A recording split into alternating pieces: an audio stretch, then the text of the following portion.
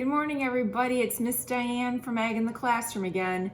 Time to check up on our sprout house. Look at it today. It's empty. We're going to explore what happened to our seeds over the last couple of days. I've been keeping track on my journal as to what's been happening every day. We checked in with you on Monday and we started to see stems on the beans. Well, since then, they've gone a little crazy with their growing. I've seen more leaves grow, and there's more roots on our cucumbers. There's 2 leaves on our beans. But I also noticed that we planted on April 6th, and now it's April 16th. That's 10 days since we planted our seeds. Let's talk a little bit about what happens on the 10th day. So inside of every seed, there is something called the endosperm. The endosperm is what feeds the seed as it's germinating. We learn in school that plants need sun and water and soil to grow. However, when a seed is germinating, it really only needs the water to start growing, because for the first 10 days of life, the seed lives off of the food provided by the endosperm. Now let's take a look what happened since we last talked. Notice we talked last week that the corn is a monocot, so it has 1 leaf on top of the stem with several roots, again being fed by the endosperm inside the seed. And we said that beans were a dicot. Let's look what happened. I've got 2 leaves right here, 2 leaves, and then I've got this. This is the seed that we planted that's split open and let those 2 leaves out. These will eventually dry up and fall off. That is a characteristic of a dicot. But notice on my corn seed, the seed's still right where we put it. It didn't move. In a monocot, the seed stays in the ground and the plant grows up from there. In a dicot, the seed actually leaves the ground with the stem and the leaves. So this is really cool. We can see down here, this thing right here, that is the seed coat that literally broke off of the seed laying right there. And then we have a lot of other root material that has also grown.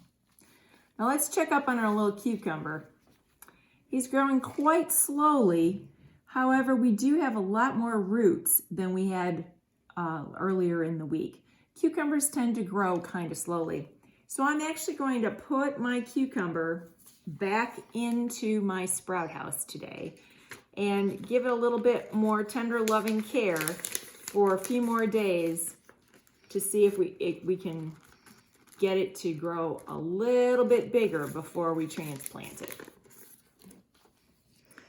So I said 10 days, they're running out of food. Now it's time to put them into a pot.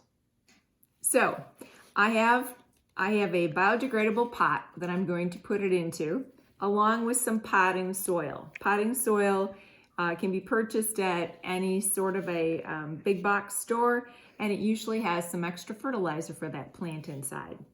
If you don't have any sort of containers biodegradable to plant your seedlings in, you can also make a biodegradable pot out of newspaper. There's many online YouTube videos about how to make them. Very easy with just use newspaper in your house. I suggest you check that out. So we want to make just a little hole here in our soil. We're going to put our corn in here, roots down, stem up, and we notice that I did not take the cotton ball off. We don't want to disturb those roots in any way. We want to put them, cover the roots with soil, then we're going to make sure that we saturate the soil with water because they've been living in a very moist environment. I already potted a few other plants here. We're going to cover it with water until the water kind of starts running out the bottom of the pot. That way you know it's gone through.